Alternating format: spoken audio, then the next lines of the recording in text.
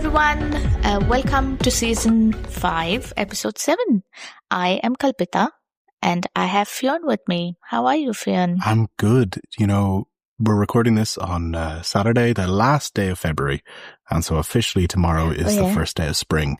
And I'd say it's starting to feel like spring. The snow has finally melted. I was out, emptying my bins earlier. Just, romantic things to do on a Saturday morning. But it's warmer. The birds are out there chirping. The US is invading a country in the Middle East. All classic spring activities. Finally, a change of the seasons. It's business as usual. Exactly. And it is business as usual in Denmark as well. It would be a shame if we did not start this episode with the conversation on the elections that has been announced for the 24th of March. Of course, Mette Frederiksen has made an opportunist decision to have it as early as possible. So much to cover in this topic. We will blend in different news items that are related to the elections, but are also affecting international and immigration policies. And we will end on a very, very delightful note talking about potatoes. But before we come to talk about potatoes, we need to talk about Mette and all her competitors for this election. For me, it's a straightforward election. But what are your thoughts, Fionn? Yeah, I think you mentioned the word opportunistic in terms of the timing of this election, and I would agree with that, but maybe not in a negative connotation way. I think this is the timing for Mette Frederiksen to call an election to have the best chance. And that also applies to, I think, some of our partners in the current government, Lars Løkke. The two of them have had a really big Greenland bounce over their handling of Donny and his ambitions. And you can really see that in the polls that have come out recently. I think when we were towards the end of last year or early this year, Moderaterna were polling so poorly that they would get wiped out in a general election. And now they would be set to take 10 seats. So that's obviously a significant jump. Still a smaller party, but a significant jump from none. And even though the Social Democrats would be in line to lose some percentage, they are still better positioned than they were a few weeks ago or a few months ago. Yeah, I think in some ways it's very straightforward. They saw the opportunity and they're taking it. That's part of politics. I think there's a few interesting things in this election. One of them, of course, is that today there is a bigger likelihood of having what's called the red bloc government. So that's the parties of the left, kind of ranging from the center left to the further left parties. So it's the likes of potentially the Social Democrats, although I think many on the left would argue, are they still on the left at the moment? Socialist Folkeparti, Enhedslisten, you have Radikale Venstre, you have the Alternative. I'm probably forgetting somebody there, but that has been a traditional bloc that would vote together or form governments together. And obviously that has not been the case in this last government, which was, I guess you could say, somehow purple between the red Social Democrats, the blue in Venstre, and Moderaterna in the middle. In some ways that's a shift. In some ways it's kind of reverting to the mean, or, one of these blue or red blocs. But I think it's interesting how many things we've been talking about over the last 3 or 4 months, maybe, and saying, well, the Social Democrats are promising this, or X party is talking about this. Is this just a kind of election promise, or are they, building up to an election year? And it looks like, those, whether it was us or other people saying it, those were pretty accurate predictions. Yeah. I mean, some of the things that Mette Frederiksen has announced that for the re-election and promises for the re-election, some of them have been wealth tax on assets, about 25 million Danish kroner, affecting 22,000 wealthy people in Denmark. So basically taxing the rich and getting more money in the box.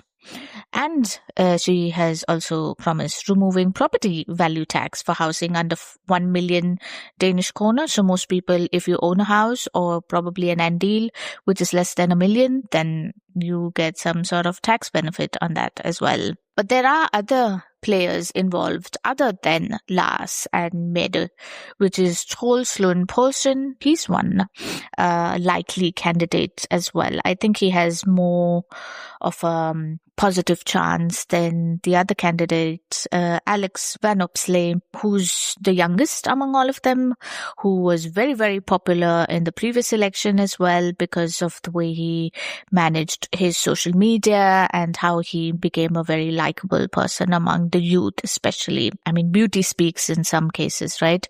But I think for the most part, it's a very straightforward one with Mette and Lars either continuing or Troels taking over. Troels, by the way, is our defense minister, and he has been in politics for many years. He's an experienced person as well, and he is almost a likable person from what I understand. But then also, he wants to increase the share of ownership of occupied homes. So he wants to make it 50%, and right now it stands at 25%, which is not such a bad thing. Everybody wants to have a home and have that security as well. But then, like you rightly pointed out, Fionn, the Greenland crisis has a very, very big role to play in this election as well, especially for Mette and Lars. They've been great partners. And if you ask me, say what you may of Lars Løkke, but there is nobody more qualified and more capable to be in that room and negotiate on behalf of Denmark and Greenland and put some sense into the people who are totally out of line. And that will be an interesting mix to see of how that plays out. I'm surprised Inger Støjberg has not been mentioned in any of this. I think there has always been a tendency for the bloc, so to speak, to coalesce around, whoever the leader of the biggest party is will naturally enough be the prime minister candidate. So potentially Alex Van Opslee from Liberal Alliance, if he is going for it, that I don't think it's unheard of, but it might be a little bit of a break from typical operating procedures.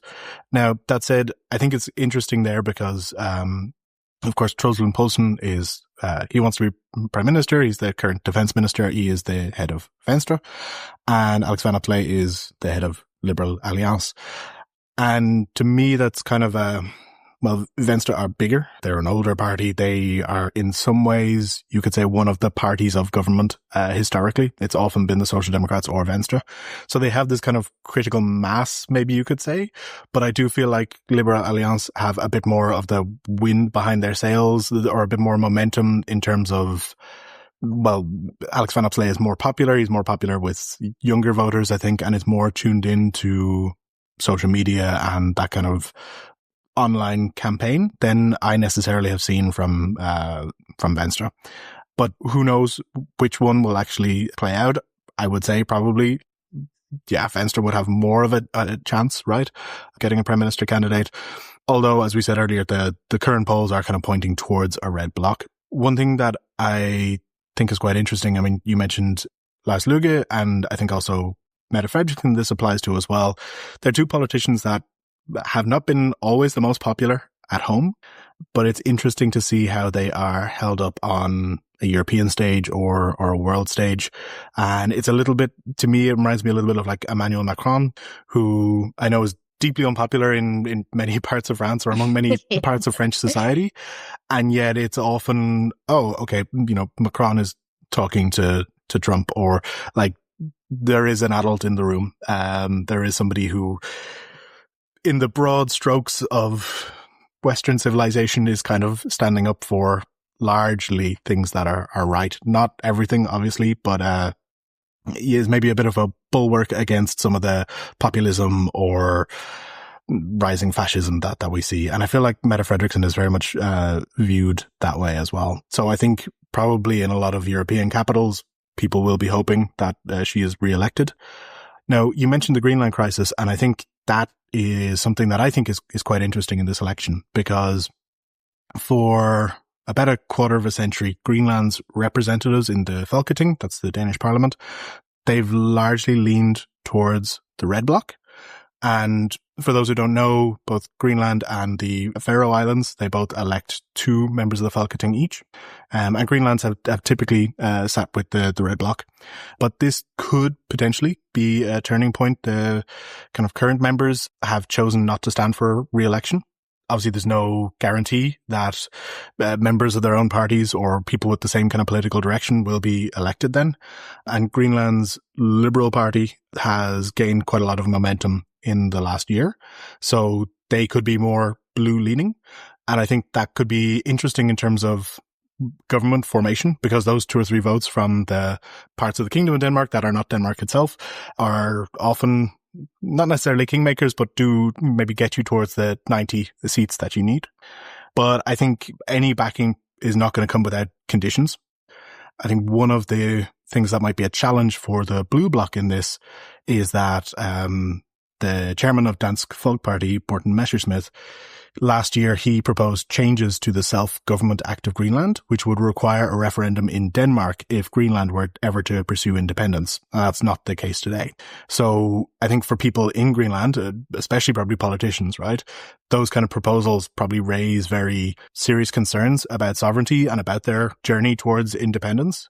So while they might not necessarily hesitate to support a blue bloc if, the blue supporting candidates are elected, I think that's definitely going to be a bone of contention. And sometimes government formations can really hinge on not small things, but things that are normally on the margins or on the sidelines. And I think that could be a very interesting outcome if that plays into, whether a red bloc or a blue bloc is actually elected.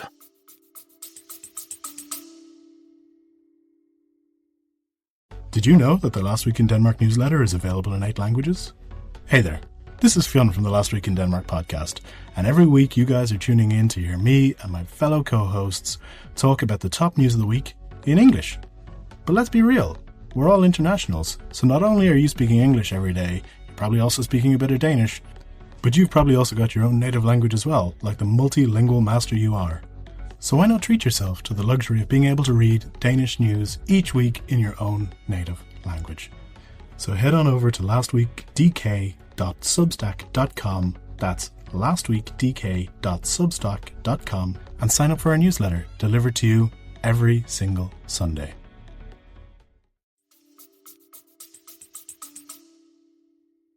That's actually very interesting to hear how Greenland plays a role in the elections, but also the fact that the for the lack of a better word, the ones that would actually take the opportunity to be part of this have chosen not to be a part of it, and probably in the light of making space for younger and fresher, brighter minds. But call me traditional. I think some of the candidates that we already have here in Denmark are very well experienced, and that's what we need right now, especially as you rightly pointed out, the European issue is going to play a big role because it is a economic influence, not just in Denmark, but also otherwise as well, especially now, given how aggressive the US is going in terms of economic implications. But at the same time, there are economic implications that we can see in Denmark as well with relation to the American economics that's been played right now, but also the European ones. Most countries in Europe are also going into elections. France is going to have an election very soon as well. I think Finland and some other countries have also said that they were going to have elections at some point. This is one of the things that we have spoken about many times over on the podcast, themes per se, and one of them has been immigration, which is the other top news right now, which also is such a opportunistic story, and it's really hard not to believe that it is because of the elections. So the news goes as a politician, Mikael Bjørn, has asked whether an 18-year-old student's Arabic surname was incompatible with becoming Danish, whatever that means to start with. In his question to Integration Minister Rasmus Stoklund, who is also infamous for his opinions on, radical opinions, if I may say so, on immigration and specific sections of society as well. And the apology he made came over Facebook because social media plays a big role. And this also has opened a Pandora's box about immigration and how that is handled and what policies we can expect in that regard as well. And Mette Frederiksen has subtly in the past made comments like, we don't want international skilled workers, or we are going to make citizenship and visas more strict. And we've also spoken about the new policies regarding international students coming in, courses being dropped, housing being affected, job market being affected. What are your thoughts? Where do you stand? Yeah, I mean, so you mentioned Mikkel Bjørn, who is a member of Dansk Folkeparti. He made this question and then apologized. And I think it's hard to really get into it without actually looking at what the question was. Now, for reference, Mikkel Bjørn is chairman of the Citizenship Committee. So this has quite a lot of power to arbitrarily decide who can become a Danish citizen and who can't. And the person kind of in question here is, they're 18 years old. So in my eyes, they're a kid, right? They came to Denmark age 5 from Syria, and they're hoping to obtain Danish citizenship. So they've lived the vast majority of their life, certainly their formative years in Denmark. They go to Middelfart Gymnasium, and this girl, her surname is, well, it was quoted as being an Arabic surname. Her surname literally is Arab. I'm probably not pronouncing that correctly, but her surname is Arab. Mikkel Bjørn submitted this question to the immigration minister, basically suggesting that her name might be incompatible with being Danish and, questioning, should they move back to their Arab homeland where the name is far more appropriate than here. He then, as you said, distanced himself from his own question. He distanced himself from the tone and the premise of the question and said that this question was submitted by mistake. I mean, I find the question ridiculous. I find the claim that you're sending it in by mistake. I don't really feel like that makes it better. Like, oh, I thought that, but I didn't mean to say it out loud. Is that kind of the tone? And then just, apologizing and like, I distanced myself from my own question is also ridiculous, to be honest. I think, thinking about the wider context of immigration and everything here, this is probably also something that needs to play on voters' minds, right? If they're considering a blue bloc. And I always say I'm not here to tell anyone what way to vote, but particularly if you are an international, I think it's worth considering that a blue bloc will likely have the support of Dansk Folkeparti. And this is the kind of rhetoric, this is the kind of tones, and we've seen the kind of policies that they've talked about with remigration. I think it's just absolutely the wrong approach to be taking. Obviously, I said that as an international, but I feel like I can say that as a decent human being as well. These questions about someone who has spent the vast majority of their life in Denmark, I think it's just really disgusting. And I think what's been really interesting is one of the reasons Mette Frederiksen has often been more critical of immigration, if you want to put it that way, or skeptical of immigration, taking a harder line on it, has been to somehow freeze out the far right, stop people flittering away from the centre ground to them over immigration concerns. But we've also seen her lose a lot of support to the left, and particularly the Socialist Folk Party has picked up a lot of, Social Democrat voters who don't feel like they've still have a home in the Social Democrats because of some of this. Obviously, those parties will be kind of competing for that pile of voters. The Social Democrats definitely have a choice to make as to where they're going to actually position themselves going forward. Are they going to soften their tones on this? Are they going to soften their tone on immigration and understanding the need for a skilled workforce? Or are they going to double down and, keep this hard rhetoric? It's very similar, I think, actually, to what's happening in the UK at the moment, where Keir Starmer, the UK Prime Minister, really seems to be struggling with both the Reform Party on one end and the Green Party on the other. So it's clearly not only something that's happening in Denmark, but it feels like this choice to, steal the clothes of these kind of far right immigration policies or talking points has backfired in not only in Denmark, but in countries that are pursuing it. So I think that's going to be a point in the election. I think it always seems to be in Danish elections. But I just really hope the rhetoric around this softens, both, in policy, but also in the actual election campaign. Because at the end of the day, this is something that's being raised, right, from the chairman of the Citizenship Committee to the Minister for Immigration. And it's about a kid. It's about a kid whose name happens to sound like and ethnicity. And I just think that's pretty disgusting and completely unfair for this poor kid who has done absolutely nothing wrong. Yeah, it's also very bad PR, I must admit, by singling out this one person. But as you pointed out, it is topic that is very much in discussion in all of Europe, including the UK. Immigration has been a topic that has risen since COVID for all obvious radical reasons, and people that have come out during COVID because under the pretext of free speech, by the way. But it also doesn't make sense to have this rhetoric which targets only a specific ethnicity. I find that quite ridiculous. Also this, age-old question, and I don't know for how many decades it's been going on, is that you're not Danish enough or you're not relating too much into the culture. But what is that? There is no standard or there is no guidebook for anybody to say or follow that I'm Danish enough or he or she is not Danish enough, right? But then if you take it right to the grassroots of how this whole immigration thing would ideally work is you come to Denmark, you are loyal to the country. How do you show your loyalty to the country? By paying your taxes, by not being a criminal, and just respecting each other and not being a nuisance, basically.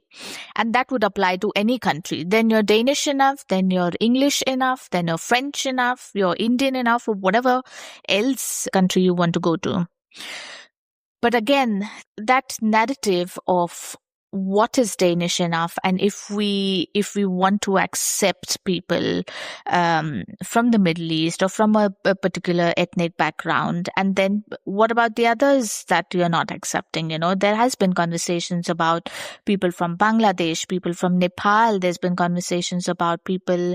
Recently, I read there was a news about not accepting Ukrainian applications either. So, what is the stand? And is there any stand? Because this conversation seems so muddy and petty at times that it just seems to be something that everyone likes to talk about and have an opinion about, but nothing really moves. The needle is where it was. I think we could talk about this all day, but maybe if you're listening to this, leave a comment and let us know what your thoughts on it are. Do you see a light at the end of the tunnel maybe after this election in terms of a softening on the rhetoric, or is it all going to hell in a handbasket? Yeah.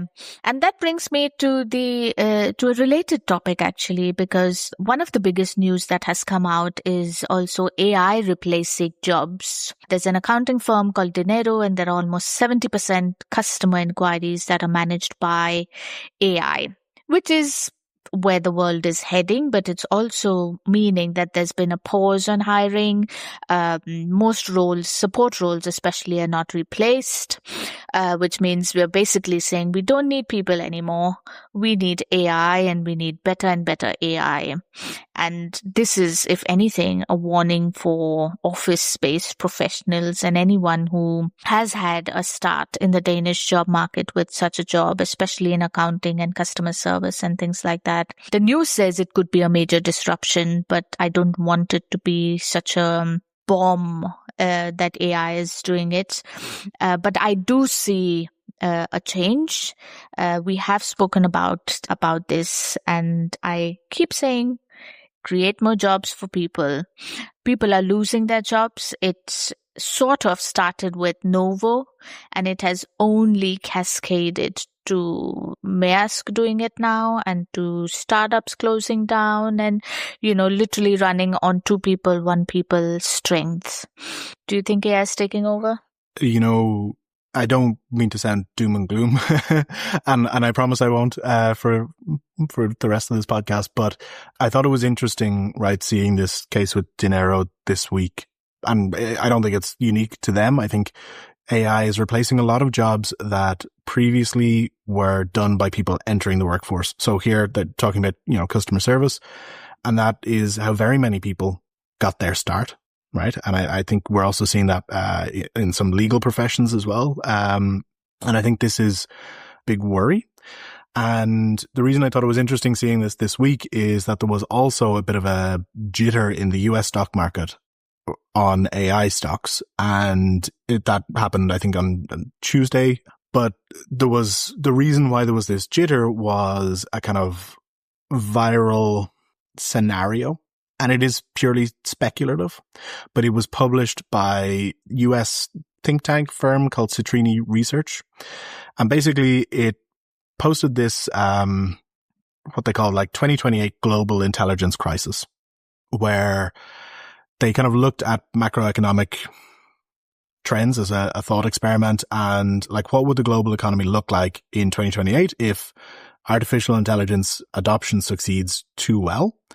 And what they saw was that, or what they speculated, and this is speculation, is that the kind of AI-driven productivity could be economically destructive rather than beneficial. And I'll quickly break down kind of their core thesis. So the idea was that in a scenario where advanced AI is kind of rapidly reducing or replacing large numbers of white-collar workers, so like people starting in an accounting firm would be, you basically get a chain reaction where companies continue to replace human labor with AI. So the costs fall, corporate profits surge, and you get a like rally in the markets. But then productivity also explodes because AI is doing so much. And you get like the GDP and output rising really dramatically. So AI systems they're working continuously without, breaks or benefits or wages. So you get an explosion in GDP, but it's like ghost GDP. And that's kind of the idea they're introducing, because human income collapses. So workers are losing highly paid jobs, and many of them have to work in or move into lower paid working environments, which subsequently, because of a bigger labor pool, depresses those wages even further. And so the reason it's kind of ghost GDP is that the economic output on paper continues to grow. Productivity is surging, but the income is no longer actually flowing to consumers. So machines are producing value, but they don't spend any money. And most economies are driven, right, by consumers consuming and spending. So demand kind of spirals. And the kind of spiral that they see, which they call a feedback loop without breaks, is that you have a big layoff in white collar workers, wage growth stagnates, consumer spending falls. This then means that people can't pay their mortgages, so the mortgage market weakens, and this gives you a like financial markets crash. And that's not what has happened this week, right? With Dinero replacing, I think they were talking about not hiring around 30 people because of AI. But this is kind of something that is a trend maybe that we're seeing. And this research was published, and I mean, it is speculative. I can't stress that enough, but I think it captured existing anxiety about the AI in the labor market. And well, a lot of people have said it's overly dramatic. That's what worries me about a story like this. I think that's maybe what would worry me there. And I've probably talked a lot at this point, but what about you? What are you feeling? I mean, you said you were hoping this isn't so much a bomb. I'm sure I've probably sounded very doom and gloom and dramatic there. No, I mean, it does sound very bombastic. Not hiring 30 people is like a lot of people, and really it's just taking over your entire customer service with AI is also a very, very dramatic position to take. And I don't think Dinero is a isolated case. I'm sure there are other companies doing that, well, not necessarily in Denmark, but just in general, because AI is becoming so much more sharper. I'm not totally against AI. I like AI. I would absolutely love it if it started doing my dishes and doing my laundry. But until then, I don't see it as a complete doom and gloom at all. What does worry me is that, let's face it, we are in election fever now, and we will hear more and more and more dramatic stories that are just going to be, everything is going to be headline worthy from now on until the elections and the results, right? At the same time, it does worry me, and it has been worrying me for a while, that all these layoffs that have caused, and there are more and more and more internationals leaving Denmark, but at the same time it's creating a deficit of people that we need in Denmark as well, and not just in Denmark, it's across Europe, without making it just a Danish issue.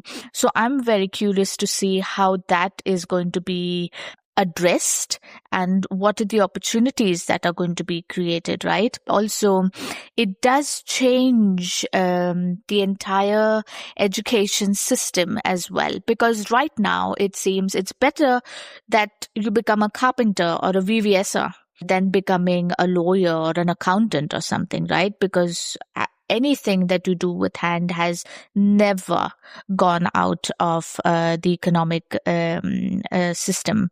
So maybe that's what we see. We see more people taking more and more skilled jobs or vocational jobs and skills in the education system. That gives CBS and Roskilde University to think things to think about as well. But this is also a change we have seen when the internet first came in, when the factories changed from labor work to machines as well. So it is part of the evolution of how we live and how economics changes. At the same time, it does mean that there will be a lot of things and people and jobs that will be affected. But I think the ball is in the court of all the very smart people standing up for elections this time. And I would really, really love to hear more about what the red and the blue blocs have to say about that. Well, I think we are getting towards the point where we need to start wrapping this podcast up. But I don't think we could leave our listeners without the most important topic, I think, for the election, for shifts in society. And that is the fact that potato intake has decreased significantly compared to 11 years ago. And forget Mikkel Bjørn asking questions about someone's name. This is, as a member of a party that, wants Danish heritage, this is what he needs to be focusing on.